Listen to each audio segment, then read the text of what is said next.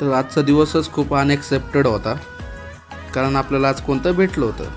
तर नमस्कार मित्रांनो, जय महाराष्ट्र. परत एकदा स्वागत आहे आपल्या ब्लॉगमध्ये. तर आज आहे आपल्या चॅलेंजचा डे 12 म्हणजे 12वा दिवस.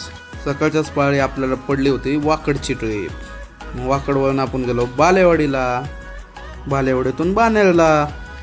आणि दुपारी भाऊ आगमन होता आज, पण इंद्रदेव होते खुश वाटतं PCMC वाल्यांवर. मला डाऊट होता आज पाऊस पडणार, आणि नेमकं तेच झालं. भाऊ झाला ना धापधूप धापधूप धापधूप चालू. टू व्हीलरवाली सगळी बस स्टॉपमध्येच जाऊन बसली होती.